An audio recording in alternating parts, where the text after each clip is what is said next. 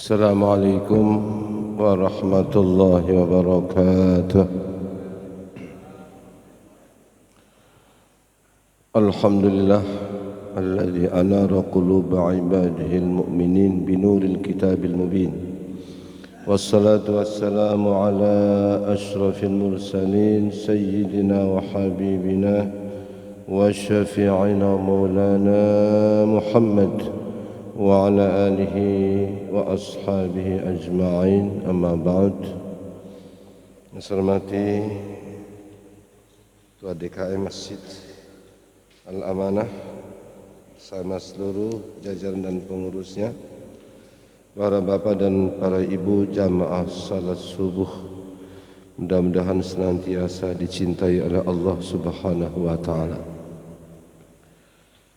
Langsung pada kajian kita, masih surah Al-Imran. Kita akan baca ayat yang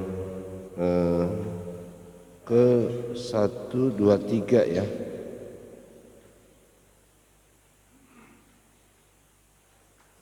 Seratus 23, walaqad nasarakumullahu badrin wa antum adillah.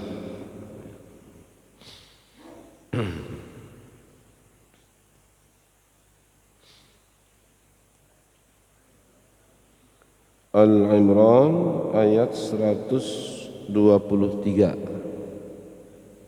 ya.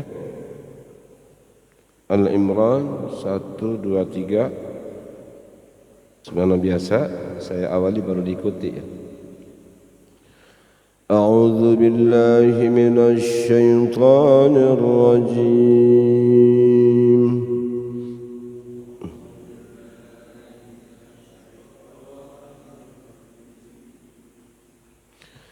بسم الله الرحمن الرحيم.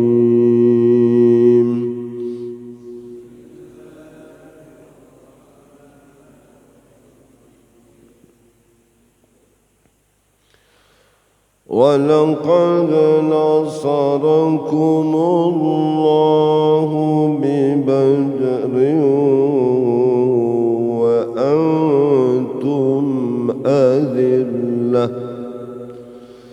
وَلَقَدْ نَصَرَكُمُ اللَّهُ بِبَدْرٍ وَأَنْتُمْ أَذِلَّةٌ. فاتقوا الله لعلكم تشكرون.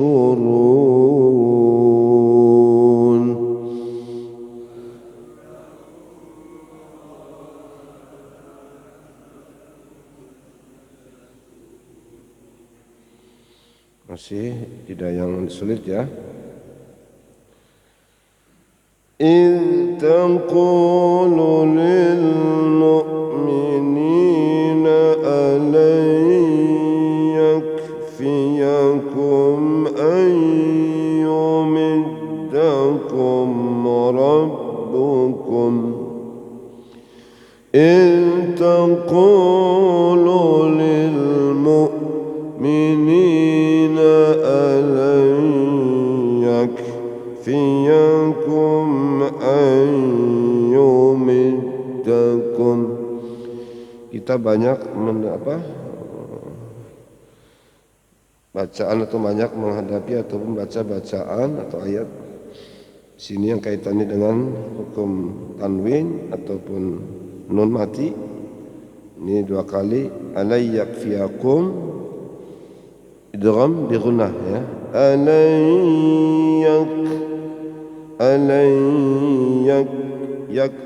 Alayya nanti ayyumiddakum nun mati ketemu ya idgham bi gunnah. Jadi dengungkan itu satu alif begini ya. Ayyumiddakum rabbukum bi salasati alafin minal malaikati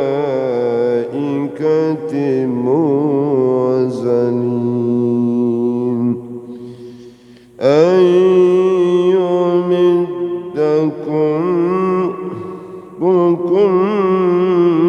بثلاث آلاف من الملائكة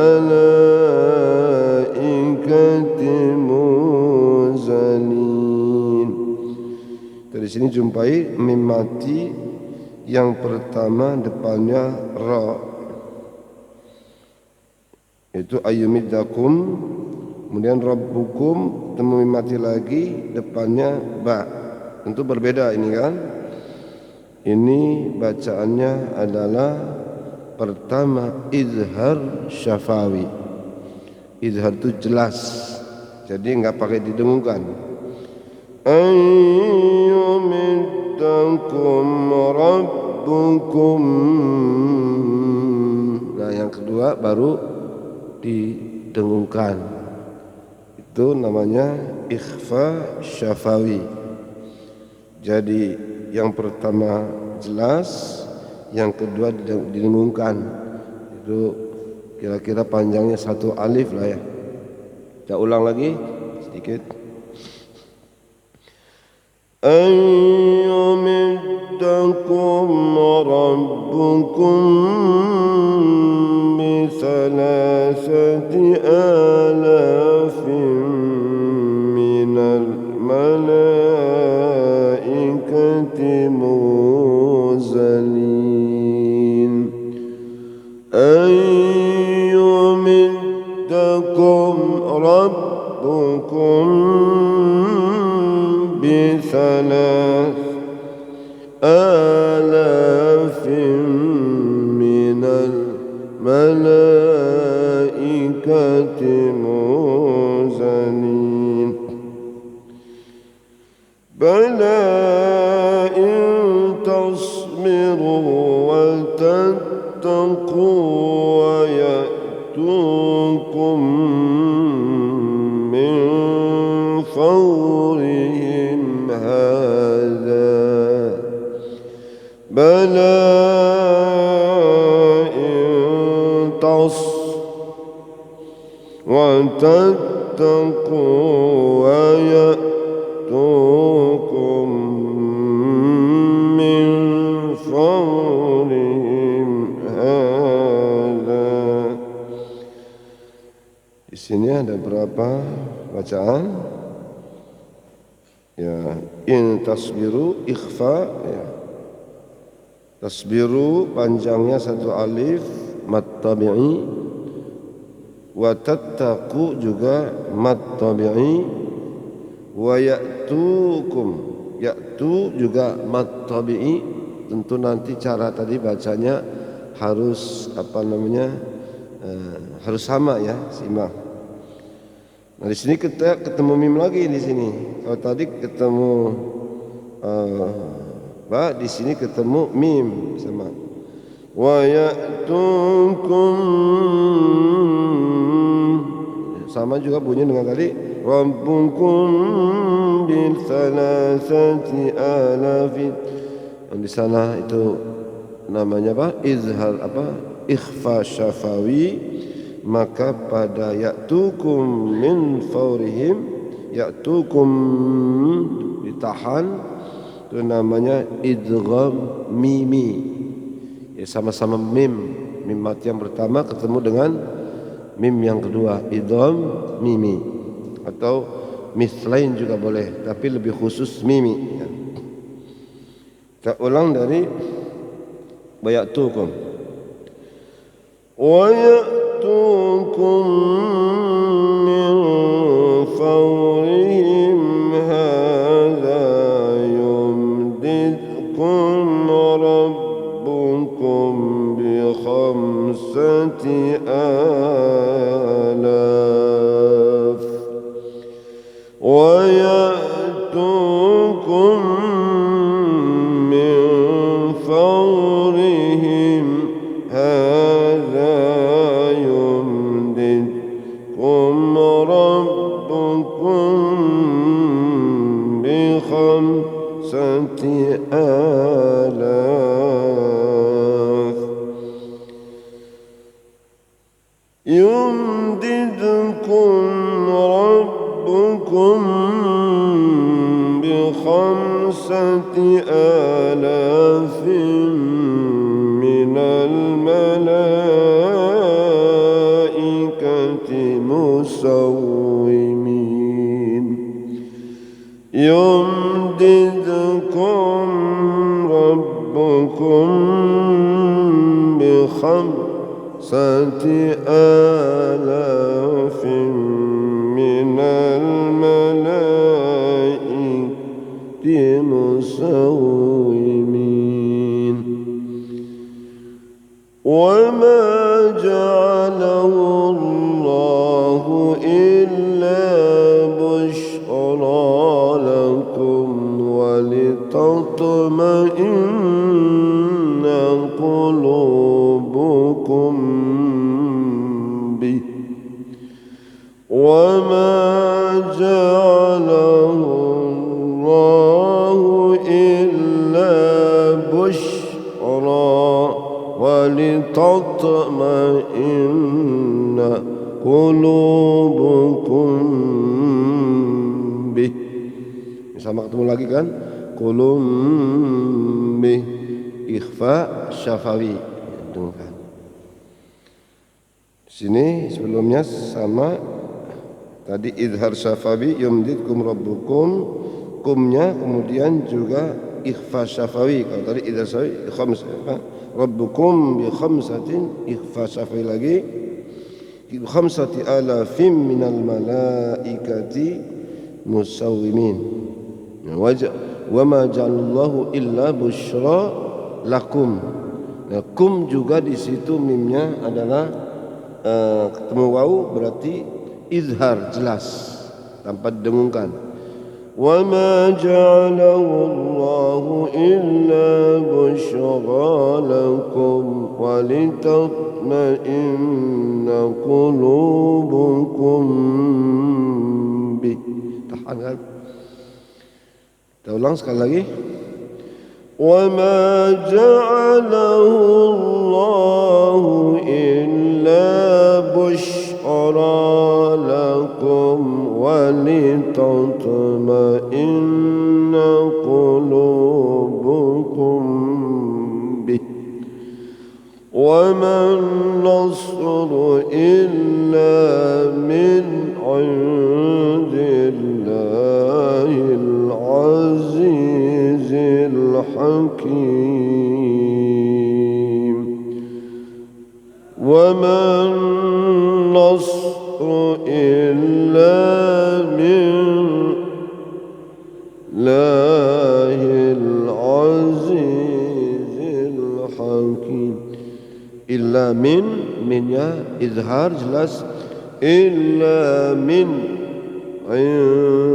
ini nun yang kedua ikhfa ya, ikhfa hakiki, nun mati ketemu dal. Illa min indillahil azizil hakim. Illa min indillahil azizil hakim. Sadaqallahul azim. Bismillahirrahmanirrahim. Aku berlindung kepada Allah dari godaan syaitan yang terkutuk dengan nama Allah yang Maha Pengasih lagi Maha Penyayang. Dan sungguh Allah telah menolong kamu dalam perang Badar, padahal kamu dalam keadaan lemah. Karena itu bertakwalah kepada Allah agar kamu mensyukurinya.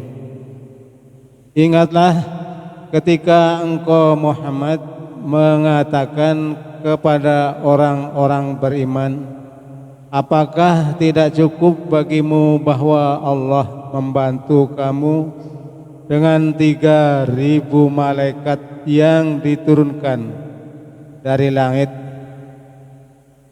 Ya cukup jika kamu bersabar dan bertakwa ketika mereka datang menyerang kamu dengan tiba-tiba.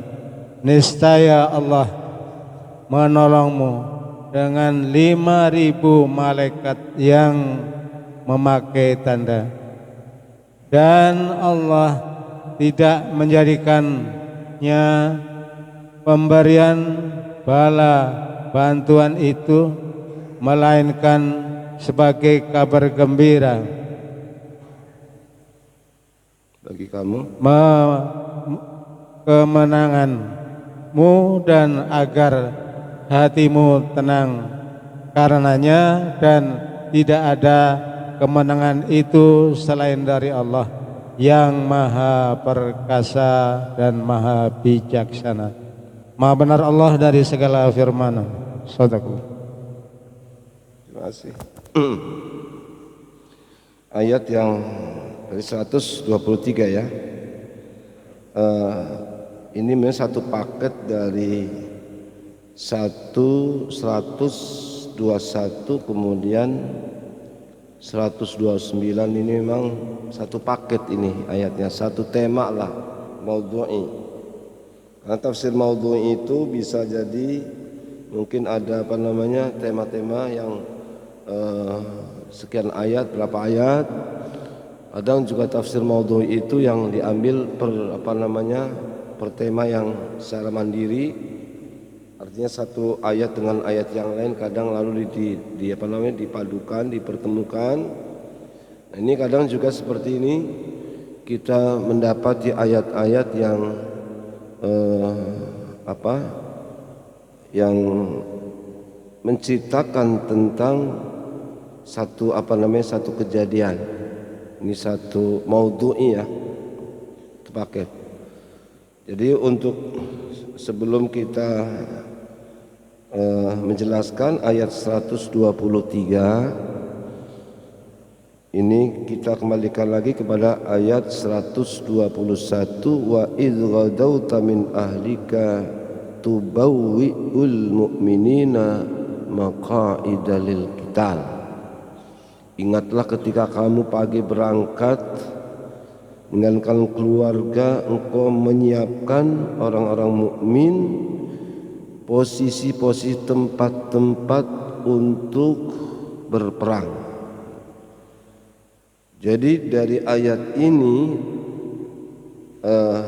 di sana Rasul sallallahu alaihi wasallam itu mempersiapkan tempat, memposisikan pasukan-pasukan. Ada pasukan pemanah diposisikan di mana, di Jabal Uhud gitu mamanya. Berarti ayat ini bicara tentang perang Uhud, kan gitu kan? Karena memang dalam perang Uhud Rasulullah bersama sahabat itu sudah mempersiapkan diri, karena memang akan diserang oleh orang-orang kafir Quraisy sebagai rasa dendamnya kekalahan di perang Badar, kan gitu kan? Artinya berita tentang perang Uhud ini sudah terima dan dipersiapkan, kan gitu kan?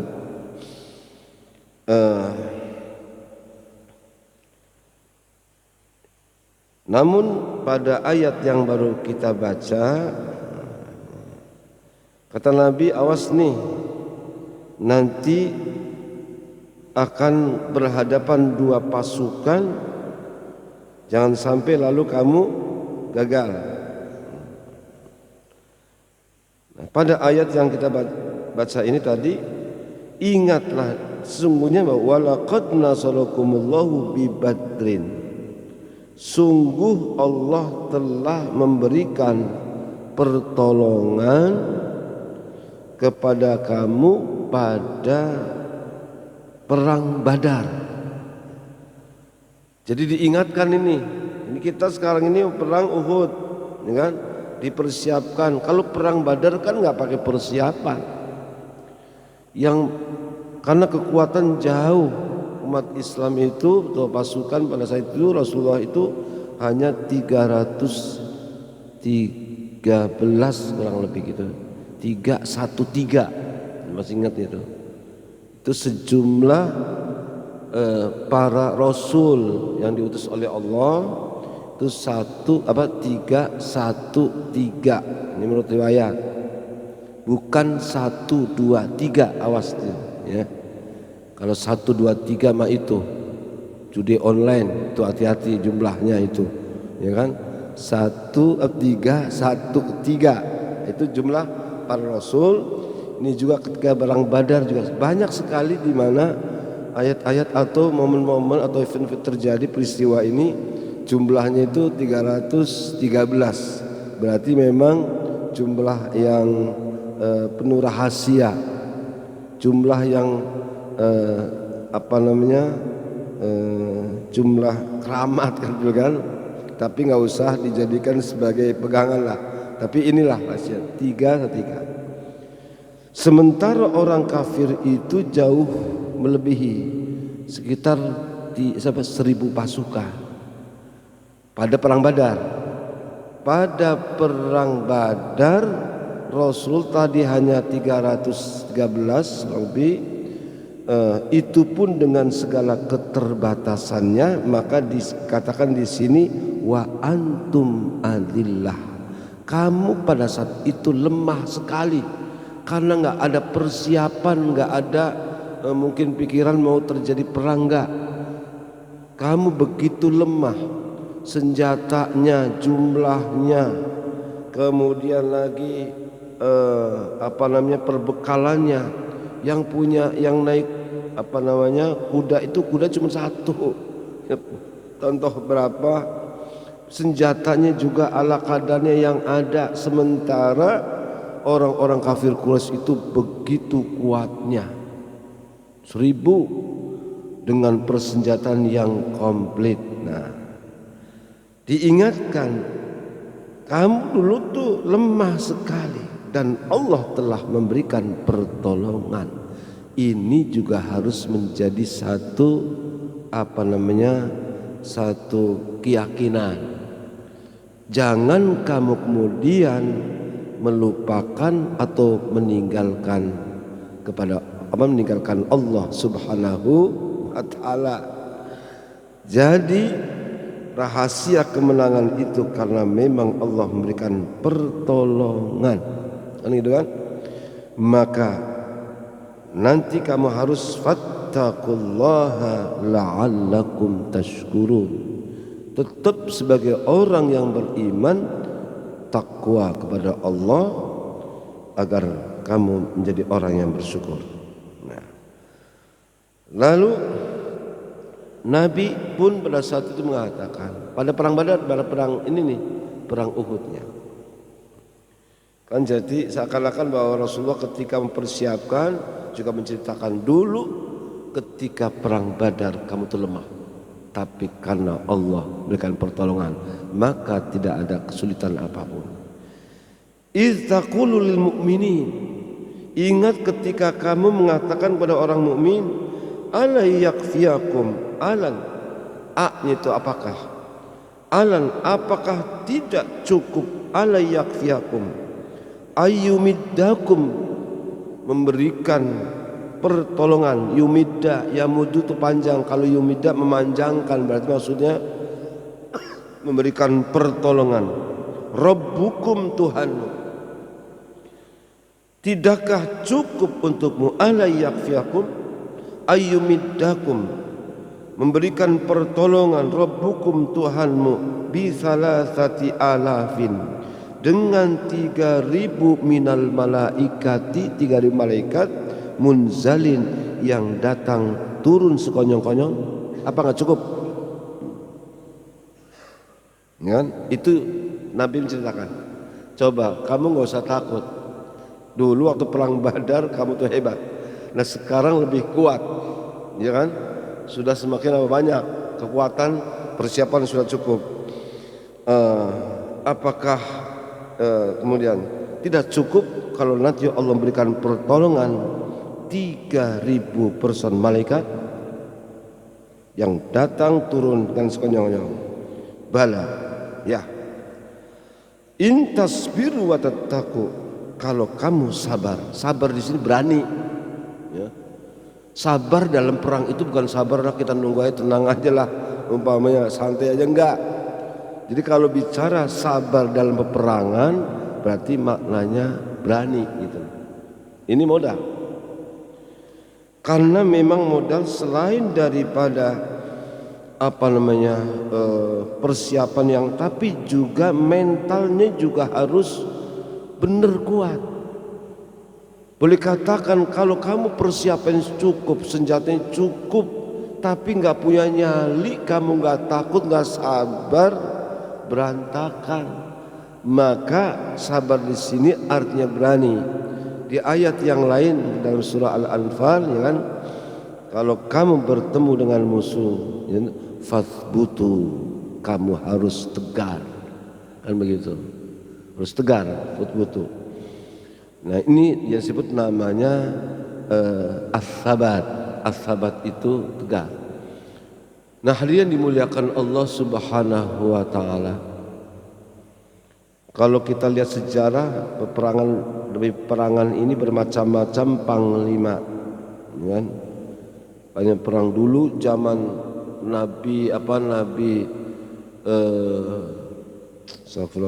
Nabi Yusha, Nabi Samuel, itu nabi sesudah Nabi Musa alaihi salam. Pada saat itu memilih seorang panglima, yaitu Tolut sesudah Nabi Musa. Tolut itu kata Nabi Samuel, Innallaha astafa lakum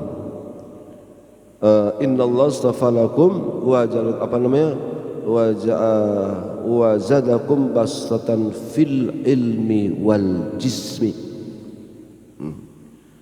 Allah pilih panglima perang, raja sekaligus memilih panglima perang ini Tolut. Dia mempunyai hati yang bersih. Innallaha astafa lakum, Allah telah memilihkan dia untuk memimpin perang. Wa zadu bastatan fil ilmi wal jismi, dan Allah berikan kelebihan dia, badannya kuat besar, tapi juga bastatan fil ilmi, luas ilmu dan wawasannya. Ilmunya luas, badannya tinggi besar, ya kan? Kemudian juga hatinya bersih. Itu modal. Maka ini cerita ya, Al-Baqarah yang sudah lewat ya.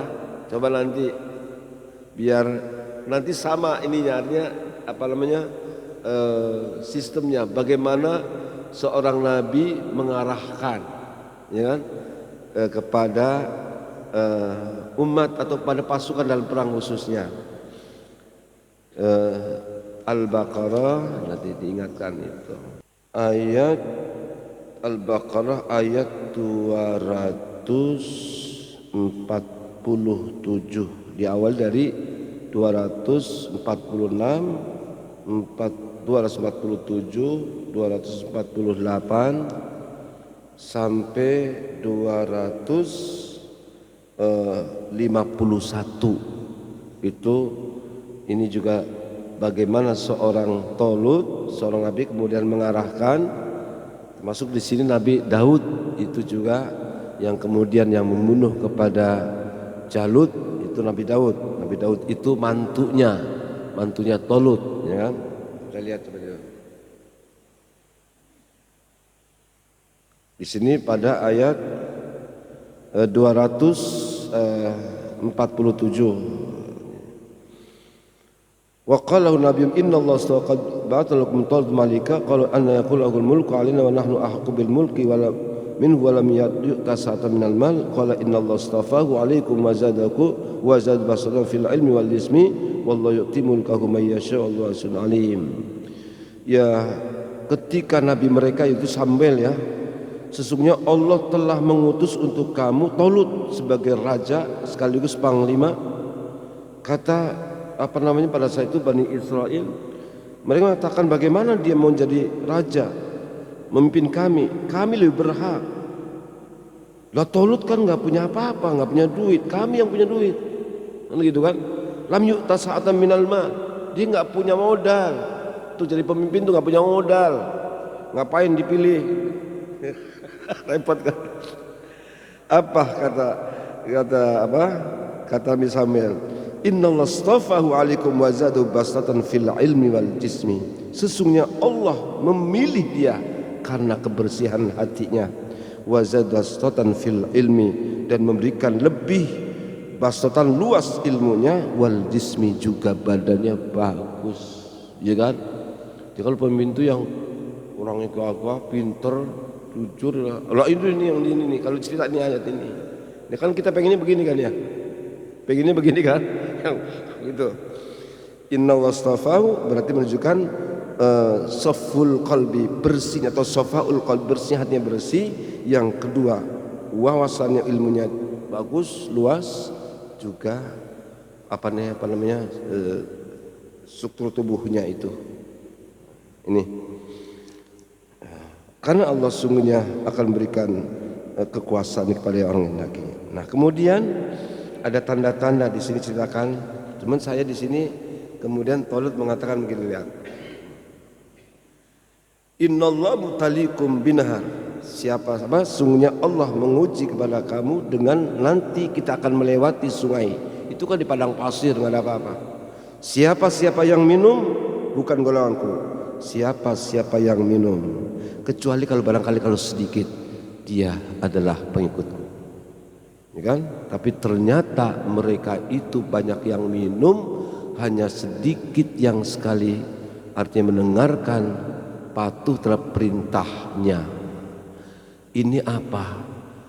Bahwa Tolut pada saat itu sebagai panglima ingin menguji sejauh mana, yaitu wala itu artinya loyalitas, sejauh mana mereka itu kesetiaan terhadap seorang pemimpin. Coba, karena ini bagaimanapun dalam kondisi itu harus komit, sabar. Kemudian tajalud. Kemudian setelah lewat, kata Allah, kata mereka, kamin fi'atin qalilatin ghalabat fi'atan katsiratan biidznillah. Berapa banyak kelompok yang sedikit yang dianggap lemah akan mengalahkan kelompok pasukan yang besar. Ini kan sama dengan yaitu perang Badar, cuma bahasanya aja beda. Jadi pada saat itu Tolut itu sedikit sekali, tinggal sama 300 sekian. Nah ini juga 313, tinggal segitu. Sebelum pasukan Jalut itu banyak benar, hampir sama. Nah cuman tadi jalan ceritanya beda, tapi intinya lah sama. Jadi bahwa seorang panglima tadi, dia ingin melihat sejauh mana kesetiaan untuk tetap, yaitu menjaga aturan, untuk selalu berpegang kepada nasihat-nasihatnya yang itu kan, jangan sampai melenceng. Sama di sini juga begitu. Tubawwi'ul mu'minina maq'adal qital. Ini yang saya maksudkan. Jadi ingatkan oleh Allah. Kata Nabi, kalau kamu sabar, kamu bertakwa, kadang begitu. Apakah tidak cukup seandainya Allah menurunkan 3.000 malaikat yang turun turun dengan sekonyong-konyong? Kalau kamu sabar, berani, kamu tetap kokoh dan bertakwa kepada Allah, dan datang padamu, Allah akan menurunkan, bahkan menurunkan Tuhanmu bukan cuma 3.000 tapi 5.000 pasukan. Nah ini kan janji, ya kan? Artinya Allah itu mudah memberikan pertolongan. Pada perang Badar itu kan hanya 1.000 kan. Sekarang kalau kamu ini menghadapi ini, kalau Allah mau menurunkan 3.000, apalagi kalau kamu sabar akan menurunkan 5.000, apa itu nggak cukup? Nah, ini memberikan apa?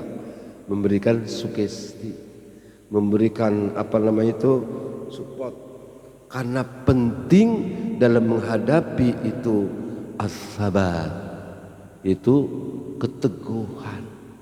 Nah, keteguhan ini yang disebut namanya as-sabat atau tasbit harus dimiliki oleh orang yang beriman dalam menghadapi berbagai macam problem, hal yang menakutkan, hal yang barangkali membuat dia merasa kecil, merasa apa. Di saat seperti itu as-sabat itu harus ada. Maka kalau saya intinya dalam perang, dalam menghadapi persoalan, termasuk di saat kita secara individu menghadapi suatu hal yang menakutkan pun juga harus ada as-sabat. Ini yang memang potensi yang dimiliki oleh orang yang beriman. Iman itu dimiliki, tapi supaya iman itu kemudian bisa mengaktualisasikan sifat as-sabat itu ada.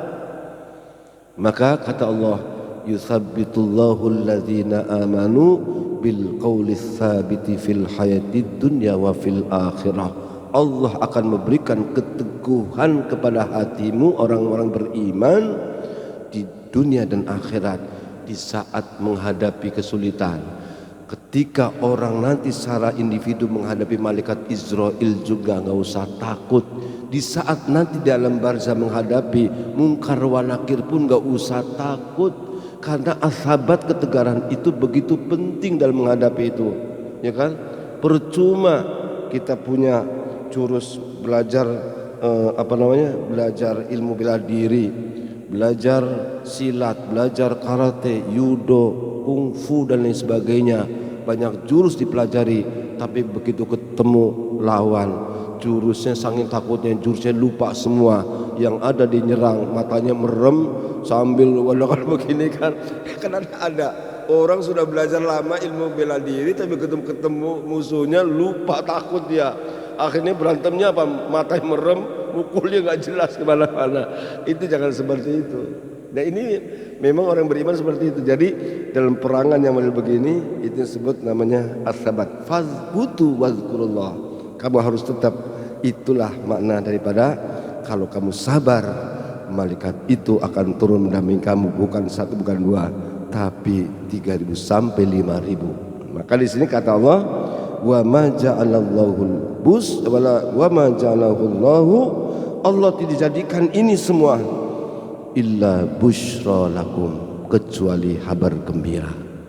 Dan itu bukan cuma janji, dan sudah menjadi kenyataan di dalam perang Badar, ya. Illa busyra lakum walitatma'inna qulubukum bi, dan supaya itminan, tenang hati kamu karenanya, karena ada berita begini. Wa man nasru illa min indillahil azizil hakim, tidak ada pertolongan, wa man nasru, tidak pertolongan, illa kecuali min indillahil azizil hakim, dari sisi Allah al-aziz yang perkasa, al-hakim yang bijaksana. Jadi ini memang aturan kalau diikuti orang beriman selesai sebetulnya. Di sini sampai berapa tadi? 3.000 bahkan 5.000 malaikat. Lalu kalau dipikir-pikir satu malaikat satu aja, malaikat Jibril suruh turun, selesai sebetulnya. Tapi memang dalam situ, dalam perang Badar itu banyak sahabat-sahabat yang melihat itu. Pada saat di matanya itu kelihatan ada sarung kayak pasukan. Tahu-tahu orang ketika dia menyerang begitu, entah bagaimana, ada yang terguling, ada yang jatuh, ada yang begitu. Itu mereka masih, saya melihat itu ya, oh iya itulah malaikat gitu kan, nggak kelihatan. Padahal kalau begitu ada kata Allah menghendaki ya satu malaikat aja kelar semuanya. Tapi kan ini artinya betapa kalau orang tuh untuk agar mereka yakin benar itu loh, ya kan, kalau Allah pertolongan. Jadi sesungguhnya ini tadi, wa man nasru illa min indillah, tidak ada pertolongan kecuali karena itu, tidak ada pertolongan kecuali daripada Allah Subhanahu wa taala. Sebenarnya kalau Allah menghendaki selesai. Tapi yang penting kita ini satu dalam menjalani. Pertama niat. Yang kedua kemudian kita mulai yaitu al-zikri. Al-zikri tetap zikir mengingat kepada Allah. Al-fikri berfikir. Yang ketiga, yang keempat ikhtiar. Setelah ikhtiar kemudian tawakal. Setelah tawakal muhasabah. Muhasabah itu evaluasi. Jadi kan ini perjalanan kita seperti itu. Itulah nanti akan melahirkan satu kemenangan-kemenangan. Tetap orang yang beriman itu adalah diawali dengan niat yang baik. Berzikir, mengingat kepada Allah, berfikir menggunakan akal. 3 ya. Yang 4 ikhtiarnya yang benar. Kalau sudah ikhtiar tawakal, habis tawakal kemudian evaluasi atau muhasabah. Ini kan aturan. Jadi jangan lalu ujuk-ujuk kita mengandalkan serahlah semua kepada Allah. Lu belum apa-apa diserahkan, apa yang mau diserahkan. Jadi tetap Allah ingin prosedur yang baik, ada jalannya begitu loh.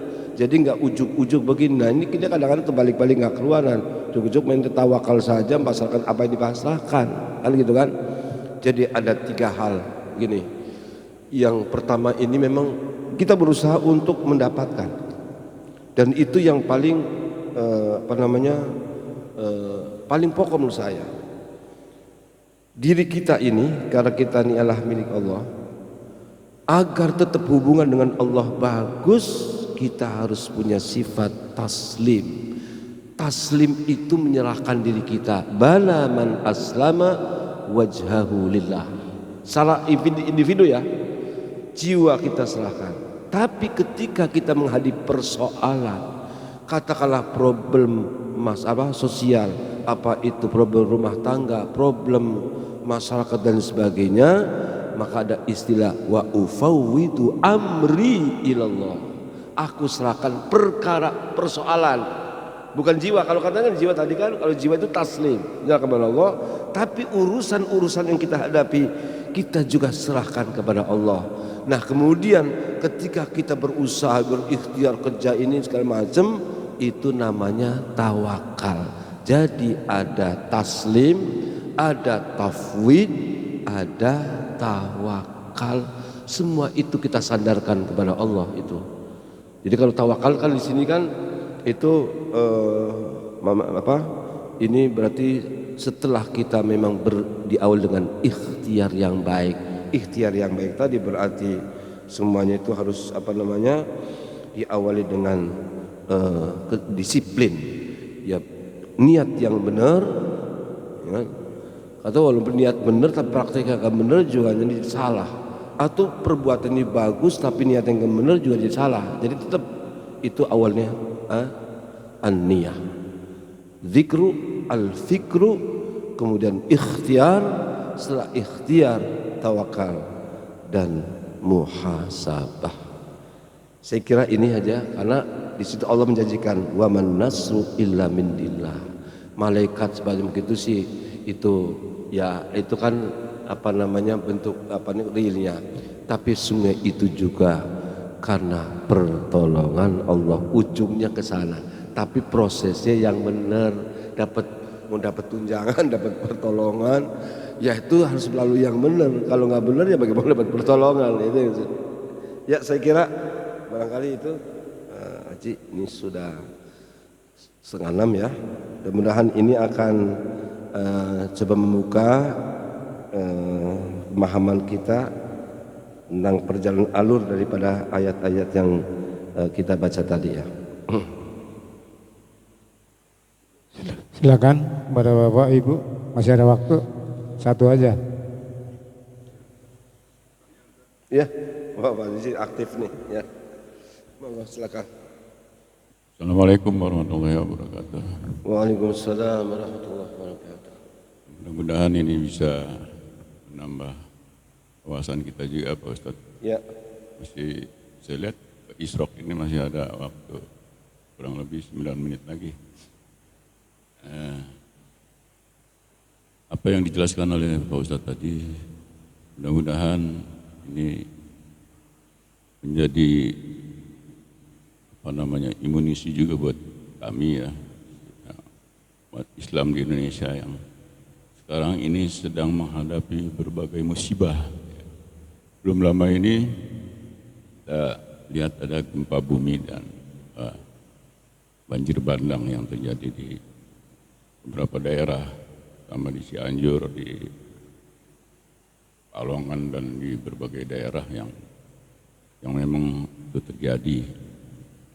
Nah, musibah-musibah ini yang terjadi menurut beberapa ulama itu akibat memang fenomena alam, dan juga itu akibat diundang ya oleh makhluk bumi ini yang selama ini perilakunya sudah terlaluan, sehingga Allah menurunkan musibah terhadap sesuatu masyarakat atau umat di wilayah-wilayah, terutama sekali di bumi Indonesia ini. Yang tadi Ustadz katakan bahwa mudah-mudahan pertolongan Allah ini segera datang. Itu memang yang kami harapkan. Nah, sekarang ini kita bukan lagi menghadapi perang Badar dan perang Uhud ya, tapi juga menghadapi perang akidah. Karena perang akidah ini yang lebih potensial di negara kita ini, yang sedang dicoba oleh Allah Subhanahu Wa Taala dalam menghadapi kaum munafikun, kaum kafirun ya, bahkan murtadin. Ya. Sekarang sini sudah banyak terjadi. Ini akibat daripada perilaku kita yang memarginalkan agama Islam yang di tengah-tengah masyarakat mayoritas Islam di Indonesia. Saya teringat, apakah ini mungkin jawaban dari Allah musibah-musibah ini? Teringat salah seorang petinggi kita sesaat berrokas dengan Deddy Corbuzier mengatakan bahwa agama Islam itu adalah agama pendatang. Kemudian ke Nusantara ini, ya, sehingga Islam itu harus menyesuaikan dengan budaya-budaya yang ada di negeri ini, seperti itu. Kemudian alhamdulillah itu dibantah oleh Habib Rizik, bahwa dia mengatakan bahwa agama Islam itu agama langit, ya. Dan bumi itu adalah ciptaan Allah. Walaupun itu datangnya dari Arab, karena Allah itu mengutus Nabi Muhammad SAW yang berasal dari Arab. Ya. Dan Nabi Muhammad itu diutus ke Arab itu juga bukan untuk mengarabkan Islam, tapi untuk mengislamkan orang Arab yang pada saat itu perilakunya jahiliyah, ya. Membunuh anak-anak kecil, membunuh bayi-bayi perempuan dan lain sebagainya. Oleh karenanya Allah itu menurunkan ke bangsa Arab itu untuk, yaitu ke Nabi Muhammad SAW untuk menyebarkan agama ini ke seluruh dunia. Sehingga dengan pernyataan-pernyataan dari petinggi negara itu, ya, petinggi negara bahkan petinggi agama ya, itu sehingga seolah-olah agama Islam ini dikecilkan. Sehingga ada beberapa, ya, terutama dari kaum kafir itu sudah berani menghina Allah. Bahkan murtadin itu juga ada yang menghina Nabi Muhammad SAW, bahwa Nabi Muhammad SAW itu wafat karena diracun oleh istrinya. Itu mengerti ya agama, tapi setelah dia masuk agama Kristen, dia malah menghina Nabi kita. Alhamdulillah sudah kena azab orang itu, meninggal dengan sekaratul maut yang bukan main dahsyatnya dialaminya. Itu bagaimana menurut Ustadz itu dengan kondisi sekarang itu? Apakah itu akibat pemimpin yang tidak amanah, pemimpin yang zalim terhadap umatnya, terhadap masyarakatnya? Apakah itu perilaku dari ayatnya juga yang sudah sekarang ini banyak paham-paham masuk di dalamnya, paham pluralisme, paham liberalisme, dan paham-paham lain yang memang sudah masuk ke dalam diri umat Islam itu melalui tokoh-tokoh agamanya, sehingga kita juga memerlukan, kita harus muhasabah yang Ustaz katakan itu, masing-masing kita muhasabah, introspeksi diri, dan juga secara nasional mungkin harus ada obat nasional, obat penasuhan nasional. Tapi kita masih berharap mudah-mudahan kondisi ini segera berlalu. Ya. Harapan kita tentunya sebagaimana Ustaz katakan itu, ke depan kita mudah-mudahan mendapatkan pemimpin yang amanah. Amin. Tablik, ya, didik, tablik, dan patona. Saya kira itu Pak Ustaz. Ya, baik. Tanggapannya apakah memang ini musibah ini kita undang atau datang sendiri gitu, atau memang karena fenomena alam. Sangat prihatin sekali umat ini sekarang dengan kondisi ini. Dulu MUI-nya Ma'ruf Amin tegas dia segera mengeluarkan fatwa. Kalau seandainya ada yang melecehkan agama itu, bahwa ini adalah penista agama. Sekarang ini setelah Pak Ma'ruf Amin jadi Wapres, MUI kita ini kurang bersuara gitu, sehingga banyak sekali pemurtadin, pemunafikun, dan kafirun di media, di media medsos itu sudah main hinaannya terhadap umat Islam, terhadap agama Islam utama. Padahal kita sekarang ini kan masih mayoritas umat Islam di Indonesia ini. Terima kasih Pak Ustadz, terima kasih. Mohon maaf. Assalamualaikum warahmatullahi wabarakatuh. Assalamualaikum. Tentu kita ya memang prihatin dengan apa yang terjadi, musibah, hal yang tidak terprediksi atau tidak ada semacam perkiraan atau perakiraan, karena BMKG juga boleh katakan kewalahan karena apa yang terjadi di Cianjur ini sama sekali luar dugaan. Biasanya kalau gempa itu kan kalau daerah Jawa ini ya, daerah Jawa Barat kan berarti seperti Sukabumi, ya kan begitu kan? Ini tengah-tengah ini. Di tengah-tengah ya Cianjur, di luar jauh sana kemari ya. Ini adalah memang fenomena alam, lebih kepada fenomena alam. Jadi ini juga yang harus kita pahami. Bumi itu sifatnya, karena banyak ayat mengatakan begini, ini dalam surah Tabarok, ya kan? Amintum man fis sama yakhsifa bikumul ardo fa idza hiya tamur. Apakah kamu merasa aman dari datangnya suatu dari langit, apa itu malaikat atau apa saja yang akan membalikkan bumi ini, ya kan? Amin tu mafisam ayursila alaikum hasiba.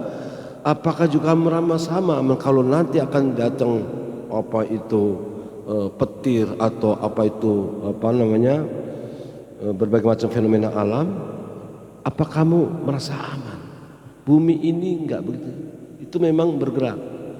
Nanti dalam surah Al-An'am juga begini, afa amina ahlul qura ayatiyahum ba'suna bayatan wa hum naimun. Afa amina ahlul qura ayatiyahum ba'suna duha wa hum yal'abun. Apakah penduduk negeri itu merasa aman, ya kan? Merasa aman dari datangnya musibah di saat malam sedang kamu tidur pada saat itu. Apakah penduduk negeri merasa aman dari datangnya musibah, datangnya bencana di waktu pagi kamu sedang bermain-main? Berarti ini kita orang yang beriman tuh jangan sampai ada ruang dalam hidup ini di mana kita lupa kepada Allah Subhanahu wa Ta'ala. Intinya seperti itu, ya kan? Karena yang semacam ini terjadi dari satu wilayah ke wilayah yang lain.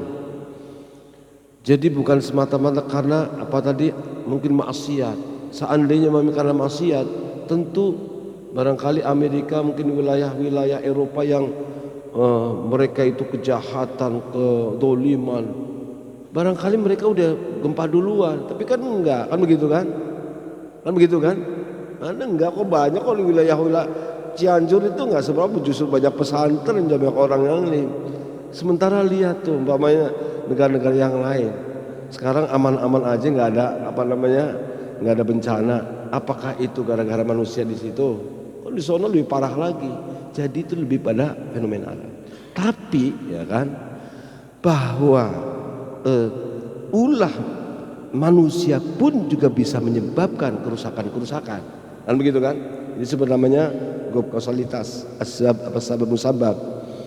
Ketika mungkin begini, ya contoh yang sering terjadi, jika hutan ini kemudian tebang pohonnya banyak, itu banyak kerusakan-kerusakan. Ya memang serapan itu oksigen juga menjadi hilang, kan begitu kan?